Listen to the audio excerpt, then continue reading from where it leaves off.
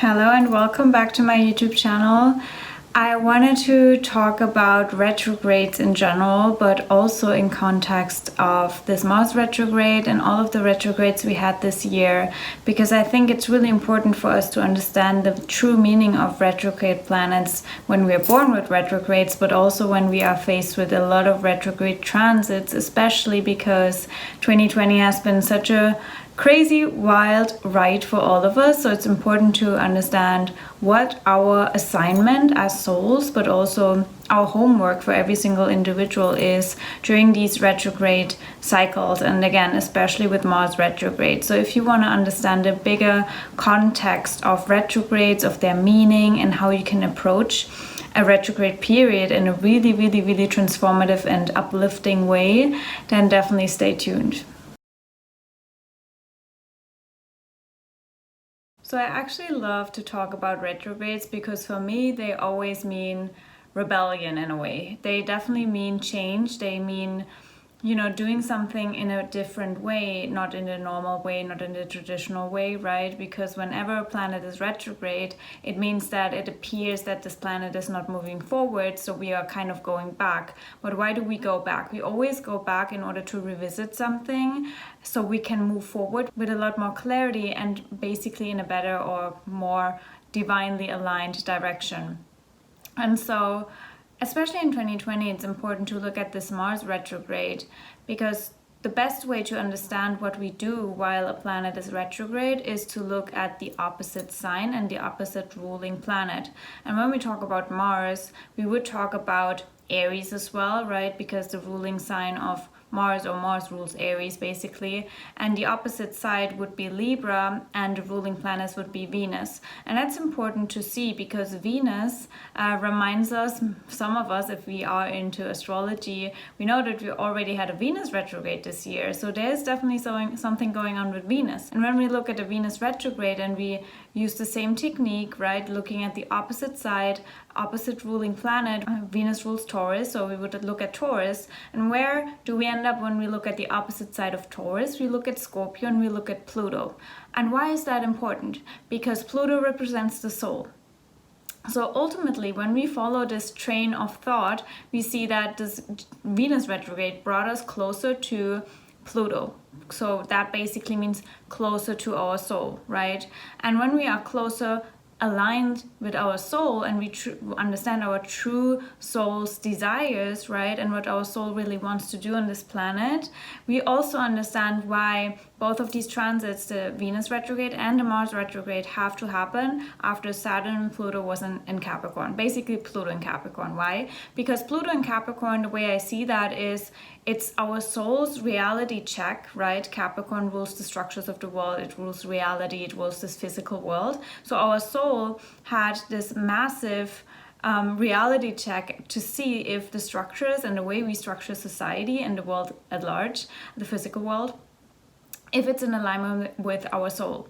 And I mean that from a global and individual level. That's why a lot of people have a hard time after the Saturn-Pluto transit, because when Pluto understands, well, there are things in this world that are not in alignment with your soul nature, things are taken away from us, right? And that's actually divine protection, if you want to say it like that. But the ego, the human consciousness, doesn't necessarily understand that if we don't understand the bigger picture.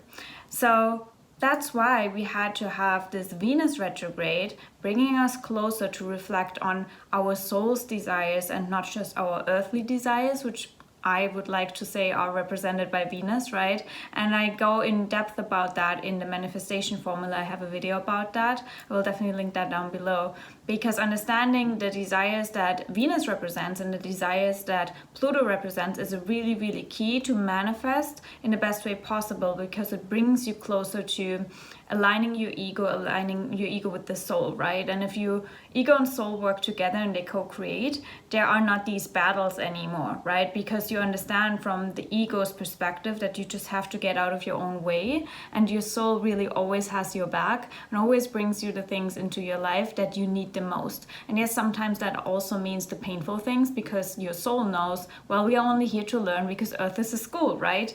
And so it's really important to get excited about the lessons and also excited about the things that don't work out, because you learn so much from them, and ultimately that leads to the biggest growth that you can possibly experience in this lifetime.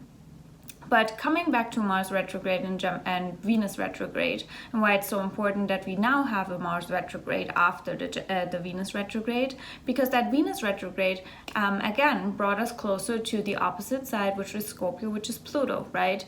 And so we understand that our soul's desires a lot better than before, right?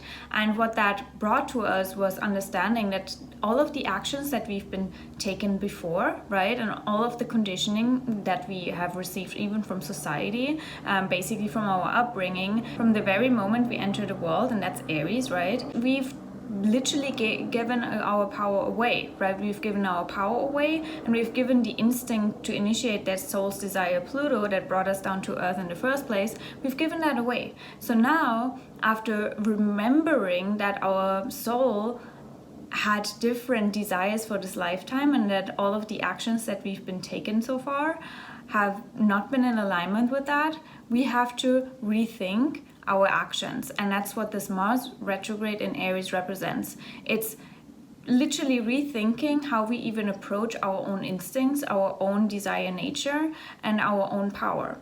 And because Chiron is in Aries at the very same time, we are faced with a healing process relative to our own personal power, relative to our inner child, relative to all of that, right? It starts from the very moment we enter this world, where we are conditioned to believe that things outside of us have more power over us, that we are not able to initiate life on our terms, that it's not possible in this physical world to actualize the desire that we had, the desire that brought us down to Earth in the first place. So we meet a lot of resistance and a lot of, I guess, conditioning, right? But that's all been taken away. And one of my biggest missions is to also help souls that enter this world to not experience so much conditioning. Yes, there is, a lot of learning comes from conditioning, but also a lot of pain. And the biggest pain that we are facing right now is people that are desperate and don't know how to live without the system, right? And so we are dependent on the system. But if the system is crashing and burning, we feel like our whole life is shattered and there's nothing we can do anymore on this planet, right? And so it's really important to connect back to your soul and to connect back to your own personal power, which is reflected by the soul, because your soul is always driving you forward, always leading the way, right? And so when this Mars retrograde is happening, again, we come back to the opposite side, which would be Libra, and it would be Venus again. So after Venus brought us closer to Pluto, now Mars brings us closer to Venus, right? And that's important too, because yes, that Venus retrograde brought us closer to Pluto, but it also brought up a new value set we have, not just for ourselves and how we value ourselves, but also how we value the world, the values we want to see in the world, all of that. And me being a Pluto and Scorpio generation, that whole generation is all about transforming the values that we have for our life, for the world we live in, for the next generation, for relationships, for all of that. And so it starts with obviously how we value ourselves and what we value as and what we value in life. What the life we value should look like, right? And how we have to structure the world in order to align with these values, right? And we transform these values through bringing up all of the shadows that society tried to hide under rugs, right? And that means that we talk about all of these taboos, all of these topics that no one wants to talk about. And that's something that Pluto and Jupiter are really, really amplifying and bringing up to the surface too, while they are meeting in Capricorn, because a lot of the secrets, a lot of the darkness has been, really, enforced by the government, the structure, society, all of that, right? And that's Capricorn. And so all of that is being brought up to the surface so we can transform the values. So we see that these things are actually existing, right? And we have to see them, not suppress them. We have to see them in order to do something differently, right, in the future.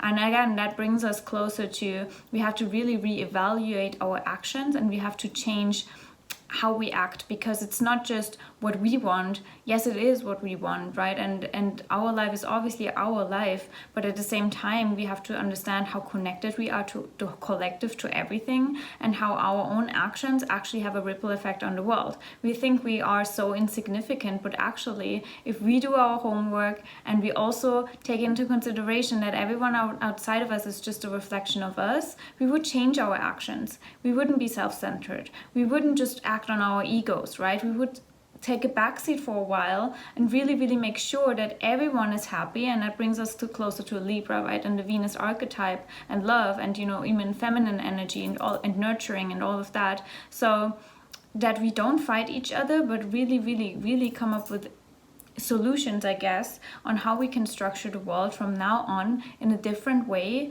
so everyone feels included and not excluded, and so everyone can live their full potential, I guess, and actualize that instinctual desire that their soul has, because we would understand that we are all a perfect puzzle, right? We are all a perfect puzzle shattered into pieces, but if every single puzzle piece would follow their own way, we would come together as the perfect puzzle again. And that's something that a lot of people don't see, and they feel like, no, someone else is the same, or I'm not special, or I'm not unique, or who am I to do a difference in the world or to make a difference in the world. And that's just bullshit, because we are all not here by accident, right? It's not random. Our life is not random. We take up space here on this planet, right? And we don't take up space for no reason, right? Or to just take up space. No, it's because we have this soul contract with the divine. That's why I keep talking about it over and over again, and why it's so important to remember that soul contract, especially in 2020 and beyond, right? Because we need everyone to be activated.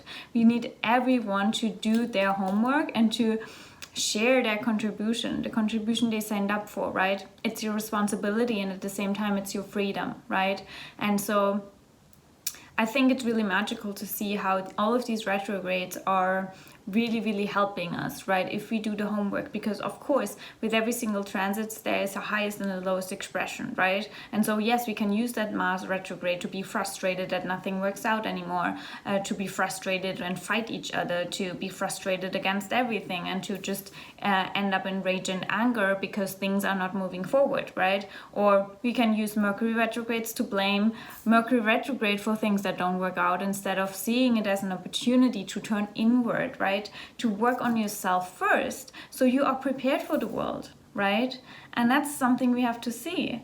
And also, that is really what brings us closer to our soul. And I know a lot of people are really afraid to just sit with themselves and reflect, but that's how we create change in the world, right? That's how we create change. And I'm really grateful that I'm born with so many retrogrades in my chart, including Mercury retrograde, because they allowed me to do the work that I do. And I know that it's not just for me, it's also for you, it's for so many people, right? And even at some point when I'm not on this planet anymore, I know that, for example, my videos still exist, my podcast still exists. So I know that I left something meaningful behind that might inspire not just the people that are with me in this lifetime, but maybe even after that. And I think that's something that we have to see, that we have the opportunity, right? Even me sitting here with my smartphone filming this video, that's an opportunity for me to make an impact that lasts forever. And that's something we have to see.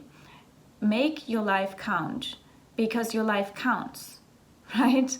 And if we approach it that way, we would take different actions every single day. And I think that's my personal message for this Mars retrograde.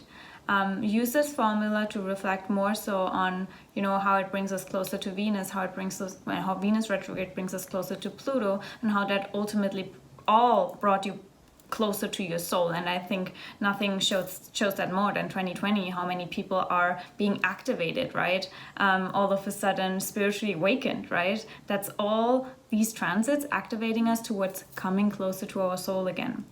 And so naturally we have to take different actions because we are closer, so much closer. And that's the beauty of 2022. So 2022, or as well, not 2022. But yeah, I hope this video inspired you to think differently about retrogrades, also your natal retrogrades, by the way, not just the transitings. And yeah, share down below what you thought about this video and how 2020 activated you. If you would like to have more astrology updates, you can follow me on Instagram. That's where I share weekly forecasts. And also, of course, on my podcast, I share more in-depth resources and knowledge and insights on astrology and all things magic, of course, and how you can follow your soul contract. So yeah, we will see each other very soon on this channel. Don't forget to subscribe to not miss a video. I'm excited to hear from you, and if you found this video inspiring, definitely share it with a friend as well, so we can all help each other to come back to our core. Step in your magic.